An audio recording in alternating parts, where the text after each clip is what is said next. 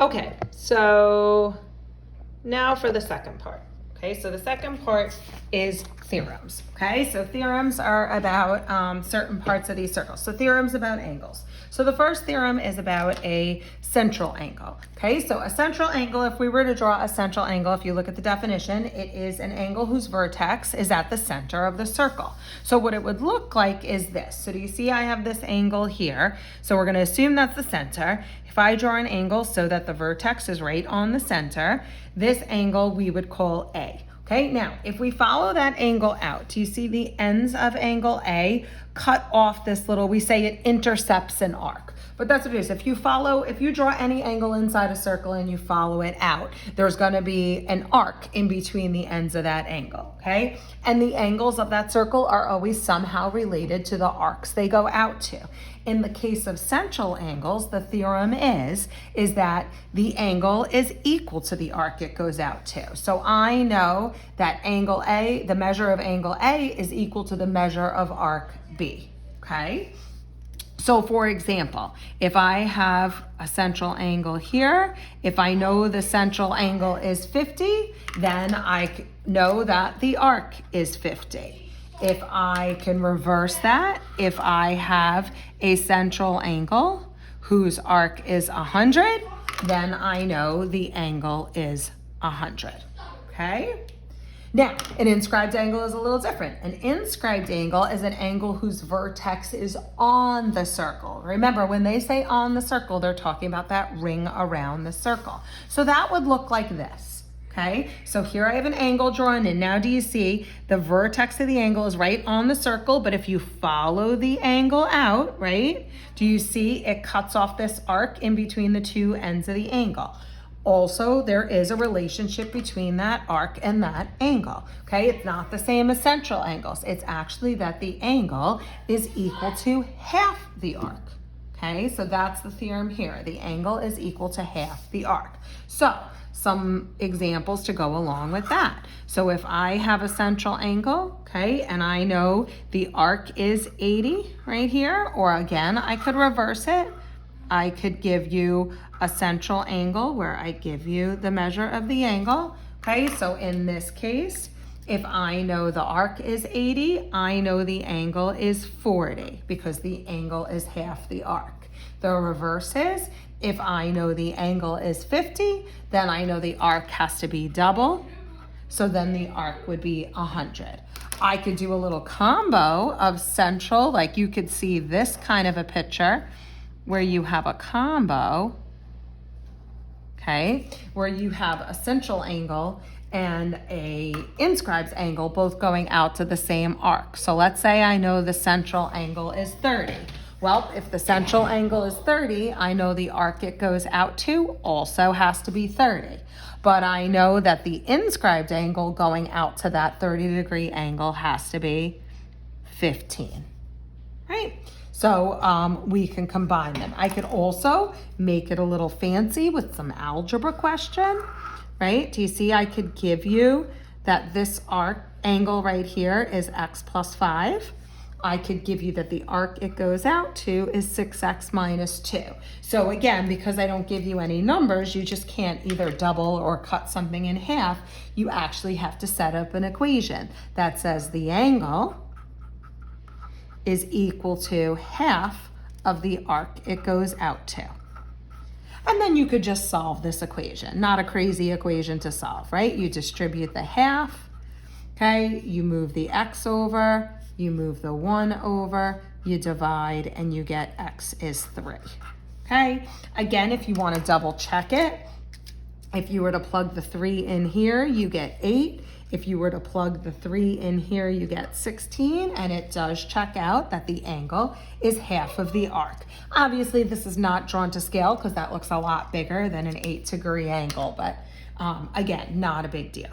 Okay, now the next ones are kind of theorems we more use in proofs, and I know we're not going to be doing proofs, but again, it's more just if you thought about it common sense wise. Okay, so if you know the central angles or the inscribed angles, it doesn't matter which one, but if you have two central angles that are congruent then the arcs they go out to would also have to be congruent.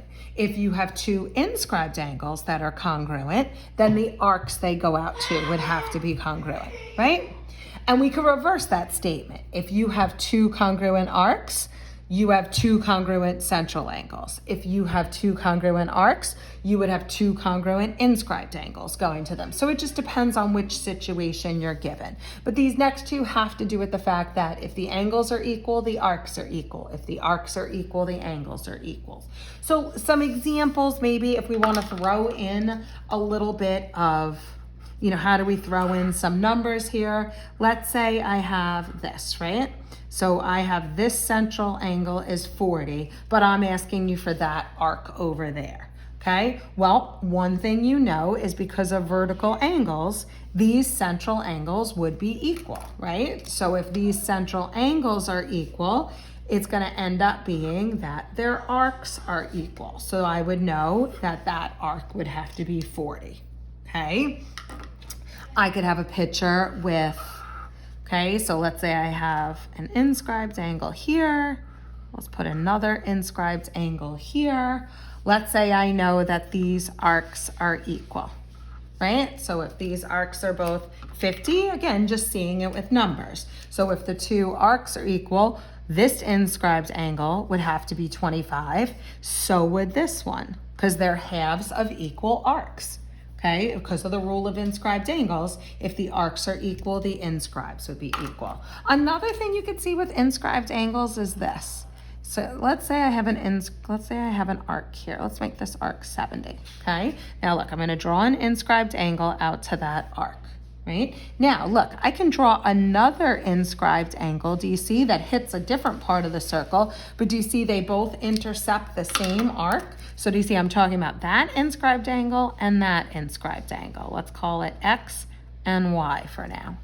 Okay, so do you see because X, if I follow it out, it goes out to the 70 arc, and because Y goes out to the 70 arc, I know X and Y are going to be equal. And in this case, I know it's they're both going to be equal to 35 degrees. So if you have two inscribed angles going out to the same arc, they would also have to be equal. Two inscribed angles going out to equal arcs would have to be equal.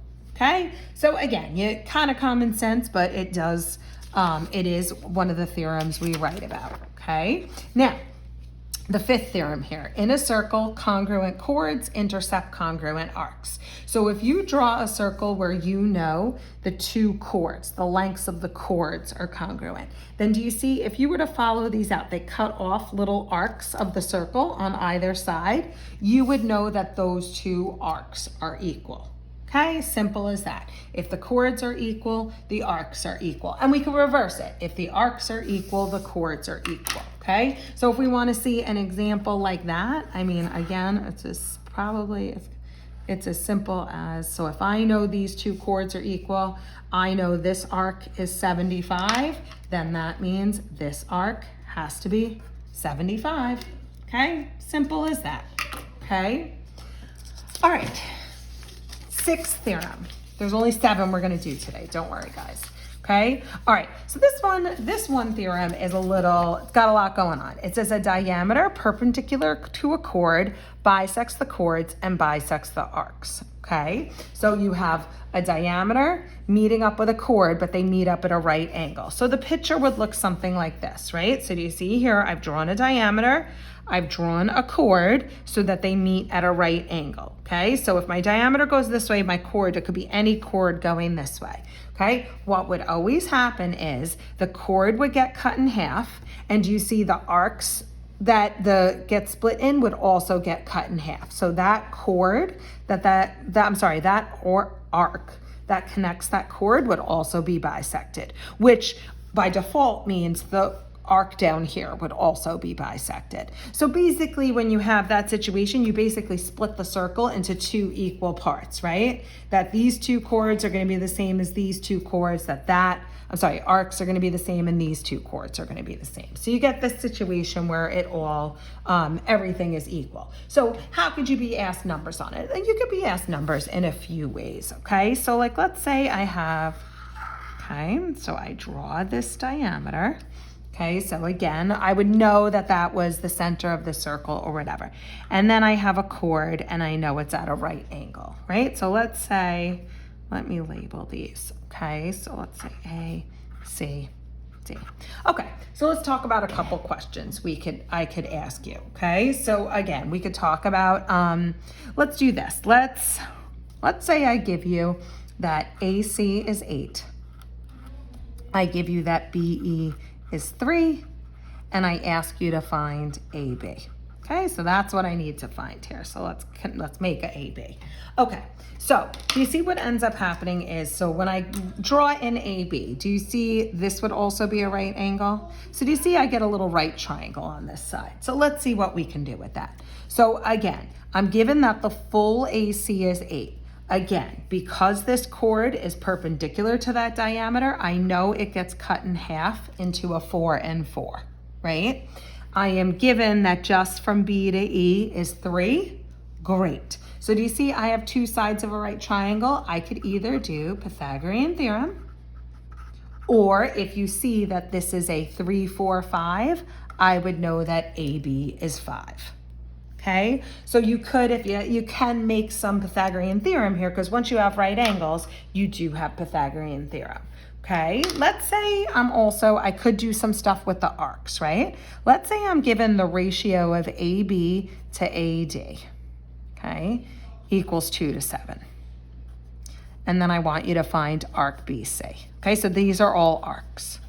Okay, now I want you to find arc BC. Okay, so remember when you're given ratios, it doesn't matter what your given ratio is of. If you want to put them in the picture, you just tack an X on. So when they say AB to AD, that means AB is 2X and BC is 7X, right? So I have information about two of the arcs, right? So it would be nice if I knew something about these two arcs. Well, I do, obviously. Do we see because of this diameter here? A diameter cuts a circle in half, which means a diameter will cut my 360-degree circle into two 180-degree parts. Okay, so what I do know is that these two arcs together, since they make up half the circle, they have to add up to 180 degrees. Does that make sense? So here I can solve and get X is 20. Okay, so now once I get X is 20, I can pop it back in and I know that the arc combination is 40 and 140, which means the arc combination on this side is 40 and 140. So when they ask me for arc BC, I know that it's 40. Okay? So a couple things you could ask with this picture about the arcs or about the chords.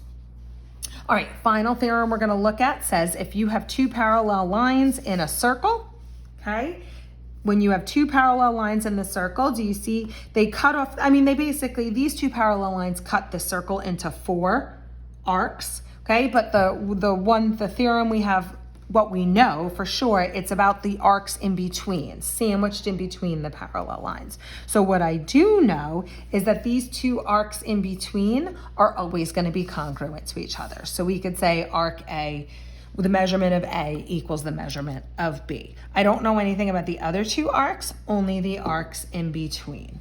Okay, so simple as that. If I have, let's say here, okay, so let's say I have two arcs, A, B,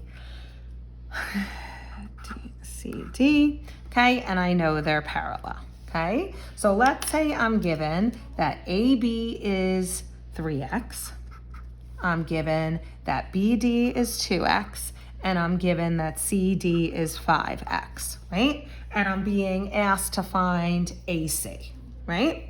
So let's say I'm being asked to find arc AC. So right now I have information about 3 of the 4 arcs of the circle. I can't do anything with that. I don't know what these 3 arcs add up to. However, because of these parallel lines, I know that this 2X also has to, whatever that measure is, the measure over there is. So in between the two parallel lines.